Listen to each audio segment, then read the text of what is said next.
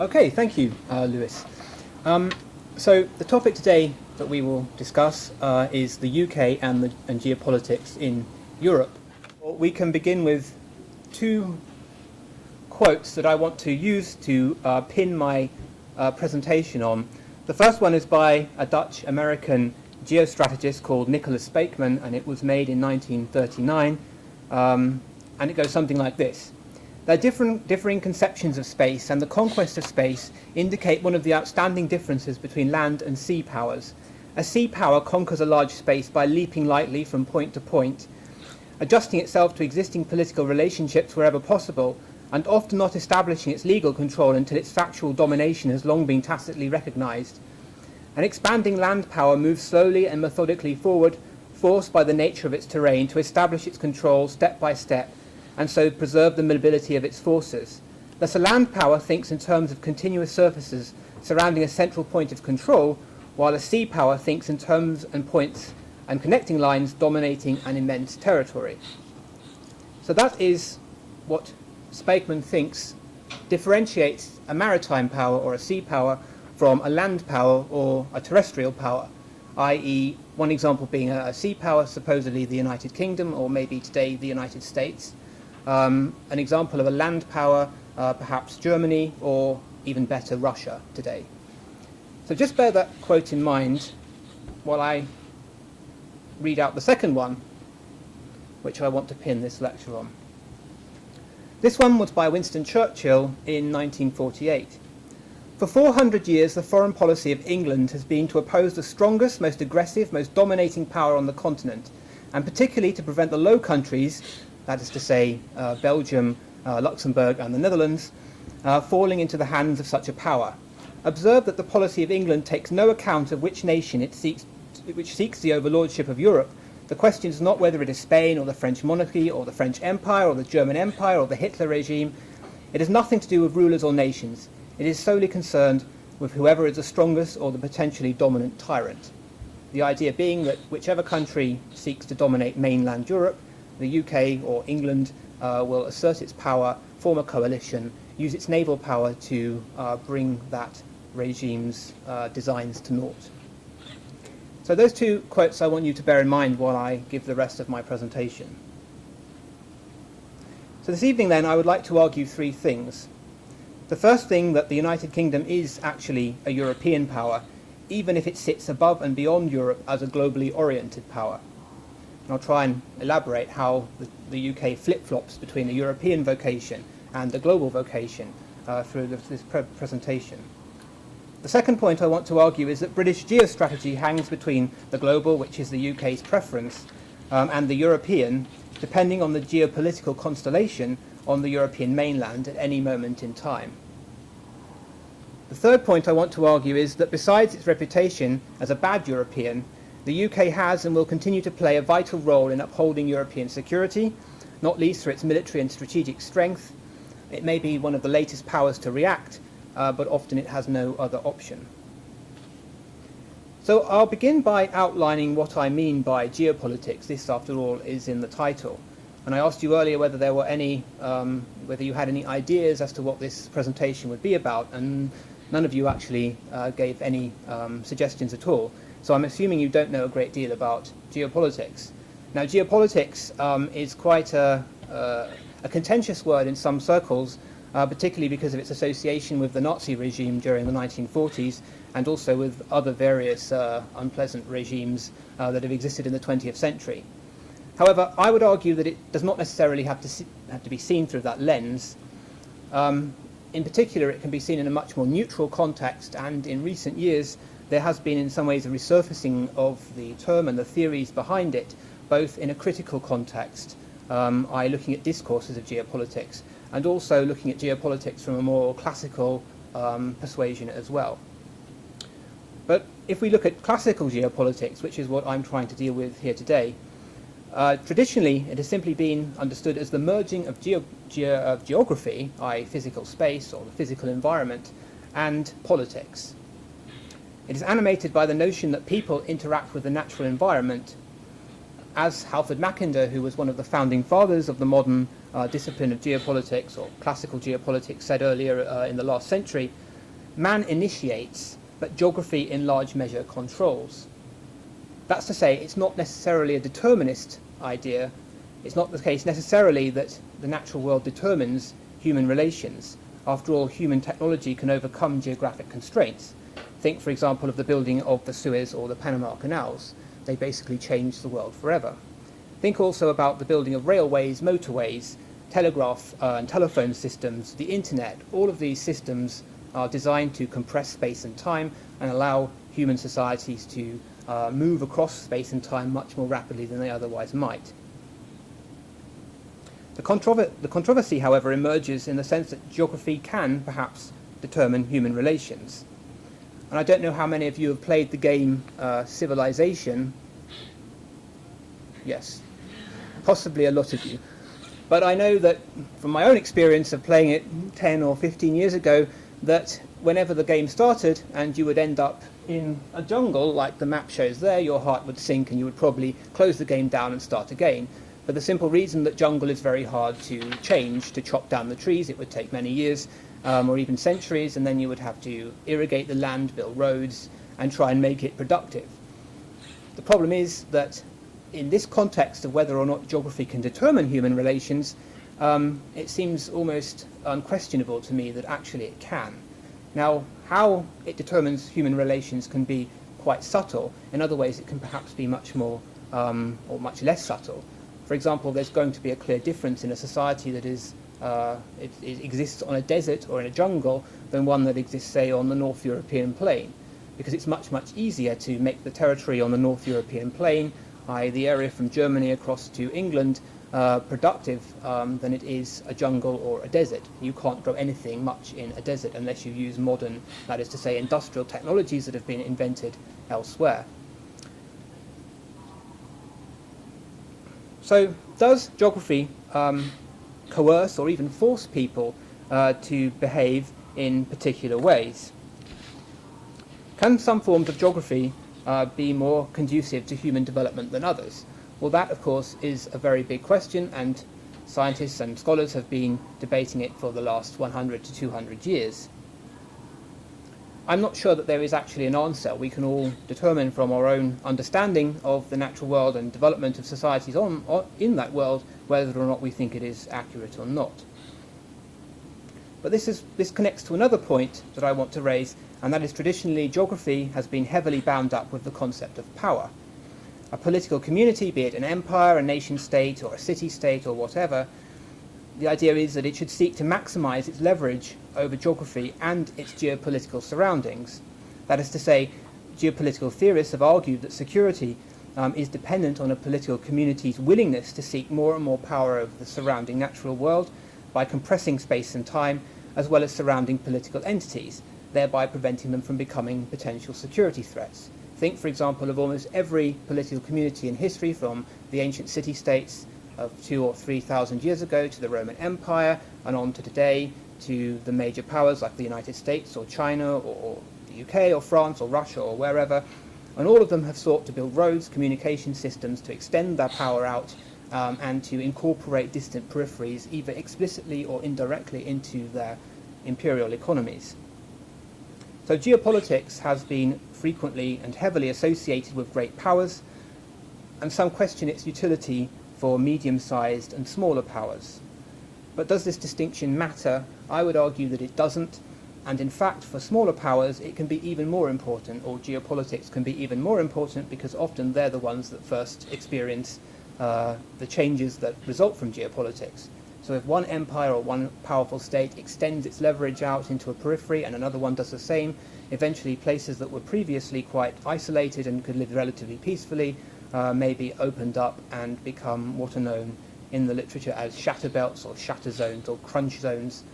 Think, for example, of the Baltic states during the 20th century, or Belgium in the 20th century, and also the former Yugoslavia. Certain areas seem to sit between major powers, and when those powers go to war or struggle with one another, then those smaller countries are the first to suffer.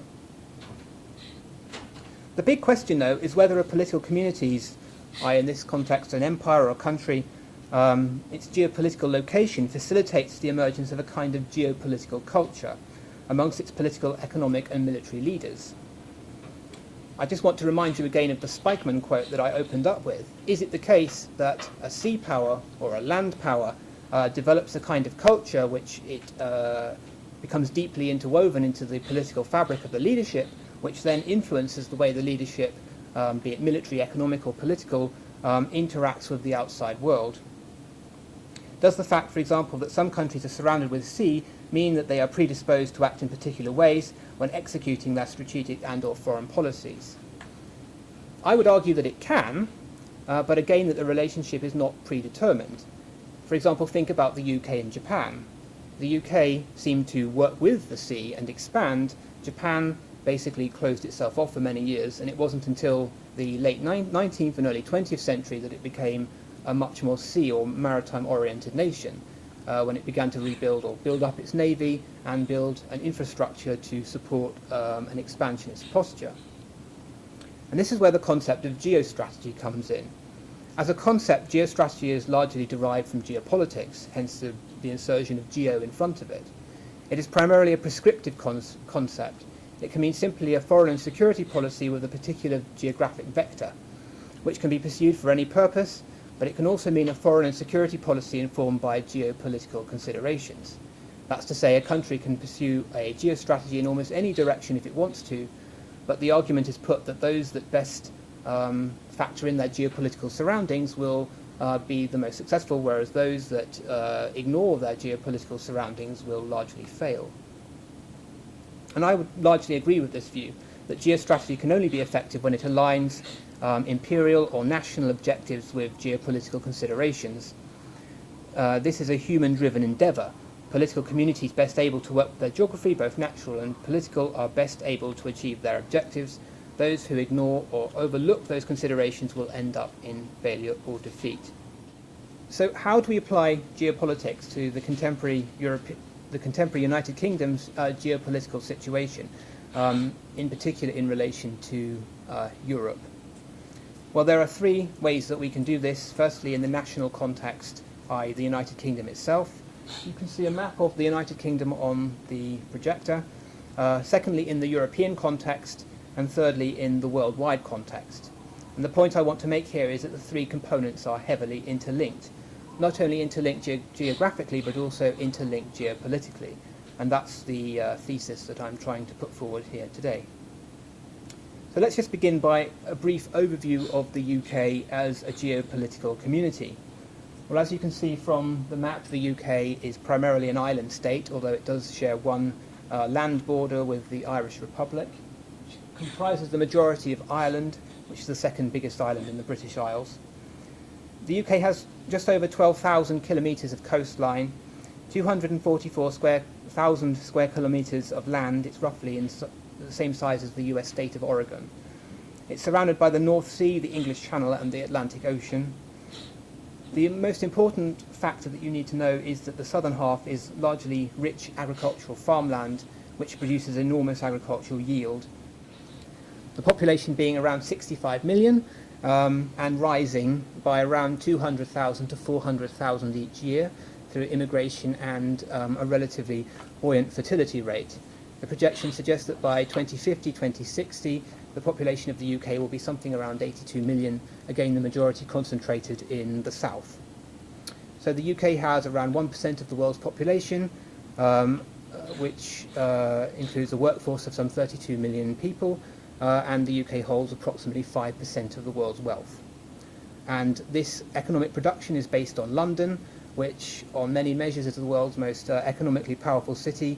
According to the World City Study Project, it's graded as an Alpha++ world city alongside New York, that being the only other city in that ranking.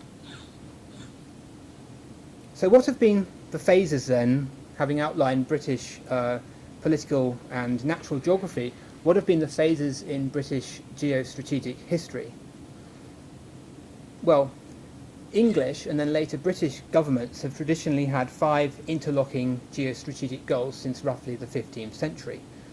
Moving the country from primarily a terrestrial power, that's a land power, into a maritime power, albeit one with a terrestrial understanding. Remember that the UK is separated by only a very, very thin, narrow area of water between the British Isles and mainland Europe. It's not the United States. It doesn't have an ocean on either side of it. So what was the first objective of any, what would be the first objective of any British government? So you basically have London, which is where the population is concentrated, for around 200 kilometres, a radius around London, is particularly to the north. That's where I said the agricultural farmland is. The key fear of any, initially English government was that there would be some kind of invasion from a mainland European power which would gain hold of one of the peripheries of the UK. And if you go back maybe 500 years, it would take quite a lot to move an army from London or the centre of power of the country to one of these peripheries to try and reverse the invasion. So the fear was that there would be basically an enemy force would make landing on the north of the UK or on the western coast, which would not be possible to react to very quickly. In turn, this army may be able to march on London, moving through a series of strategic choke points in the UK itself, and would threaten the power of the central government or the monarchy in London. So the only way really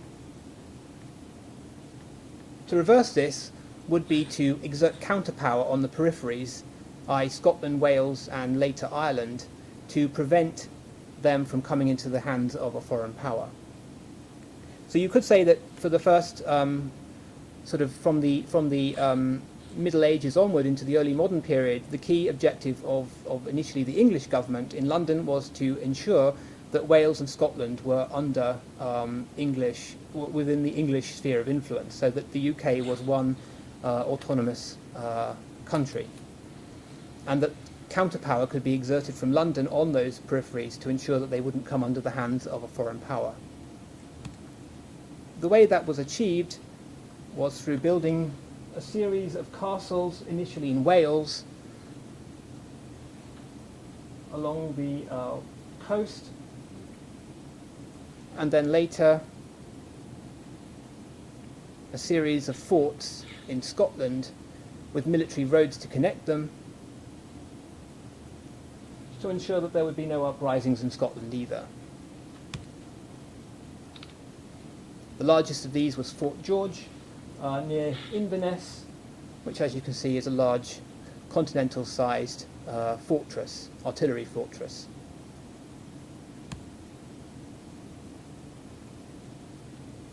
So having achieved, having gone through this terrestrial or land phase of expanding power out of the centre to take control of the periphery, what would be the next objective of the UK or of any government centred on London?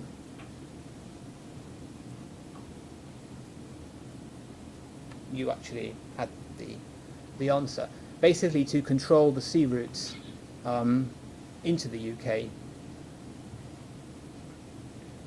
So there are a number of harbours all the way along the English coast with the North Sea and the English Channel, from Great Yarmouth to Chatham to Dover to Portsmouth to Dartmouth to Plymouth, which were the centre of English initially and then British naval power, which were used to exert counterpower on the sea.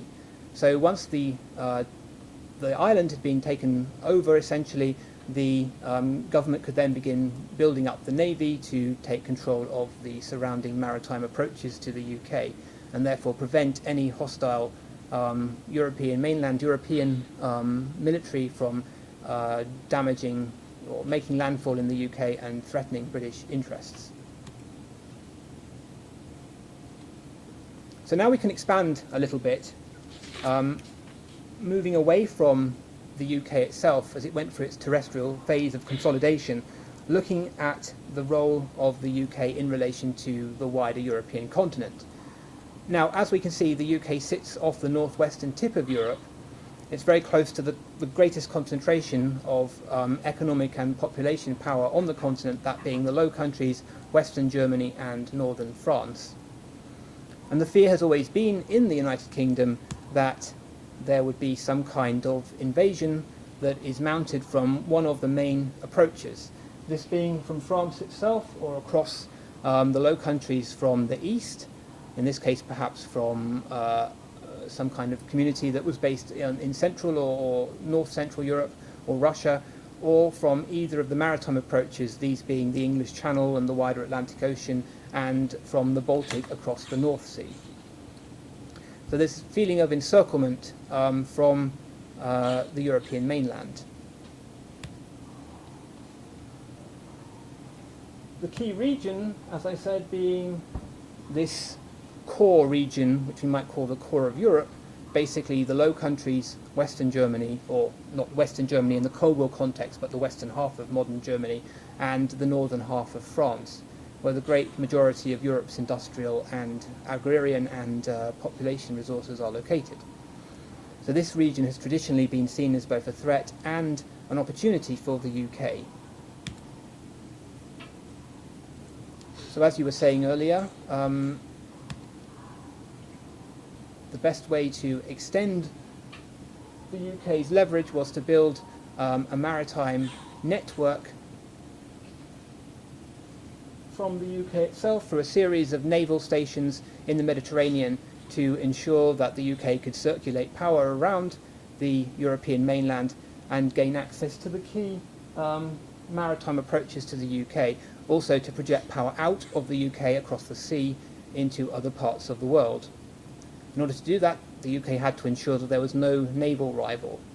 And the key thing to remember in this context is that while many mainland European countries had to invest significant resources in building up and maintaining large armies, standing armies for defence, generally the UK didn't have to do this. The UK could maintain a much smaller army and invest most of its resources into its navy. And navies, of course, can be moved around and can project power, whereas armies are much more difficult to move around and they are generally static.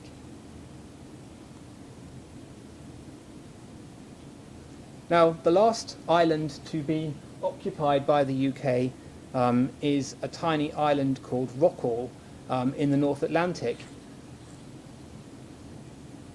which you can see here in 1955. And this was occupied because the British feared that the Soviets would lay claim to it and use it to spy on British nuclear weapons testing or British nuclear capabilities, it being within range potentially of Britain's nuclear facilities in Scotland and in Cumbria in northern England. So this was the last annexation, you might say, of the British Empire, a tiny little rock in the North Atlantic, and it was actually manned for a period of time as well. It isn't anymore. So again, I'd just like to point out that the key area in this context for the UK has traditionally been the Low Countries and the sort of northern European plain of Europe. So the UK basically in between 1805 or 1815, depending on your preference, whether you support the idea that the UK's maritime power prevailed or the UK and its coalition's land power prevailed, defeated Napoleon and the French threat to the UK itself, and gained worldwide primacy through a series of naval stations. And I point you again back to the point I made initially in the opening quote about the use of naval stations or nodal points on the world's surface to dominate a large territory using connecting lines based on steamships, well, initially sailing ships and later steamships in the 19th century. So the UK had a global persona, and it has generally maintained that throughout the 20th century. And to this day, this is also maintained through a number of different military stations which still exist, these being Gibraltar, Ascension Island, the Falklands, home to the largest military facility in the southern hemisphere, Mount Pleasant Air Station, which was built after 1982, the Argentine Falkland invasion force.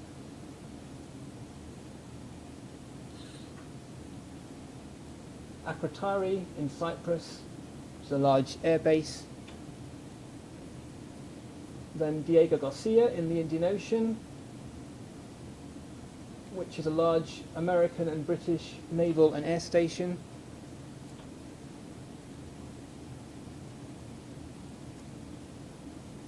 Then finally Sembawang, which is a logistical supply facility in Singapore for the Royal Navy, and Brunei, which is an army base in Brunei. So the UK still maintains this global perspective, but at the same time it has a European vocation still. And that brings us, I think, to the fifth point that I wanted to raise, and that is that while the UK has long been obsessed with command of the ocean and its global orientation, it still has a very much a European vocation. And in fact, the two sometimes conflict with one another, and this brings us back to the initial discussion itself. So the UK's global orientation pulls it in many different directions simultaneously, but this means sometimes that it forgets its European vocation.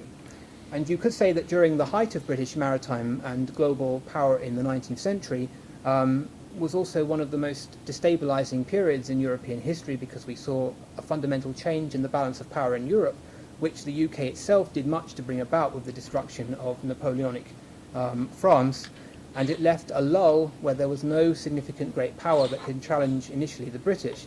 But then as time rolled on, we saw, of course, the rise of Prussia, and the UK in some ways withdrew or ignored European affairs in a strategic sense during the 19th century and focused primarily on its empire. Now, you could make the argument that this was a profoundly foolish thing to do, because it meant that the UK took its eye off what was happening in its closest geopolitical region, and as such lost sight of its geostrategic considerations. So the Prussian and Danish wars of the 1860s could be seen as one of the opening shots in this distraction, and then again the French-Prussian War. And suddenly in the late 19th century and early 20th century, the British realized that they were being confronted by a significant threat in the form of Imperial Germany, and they begin to rapidly focus on this threat, but again through a naval dimension. The thought being that they could simply build up the navy for a series of naval acts, which began in 1889, and use the navy to protect the UK from any continental threat. Now, I'm not going to go into any great detail into the First World War or the Second World War, but you all generally should know what happened there and the way that the UK got involved in those conflicts, in some ways late.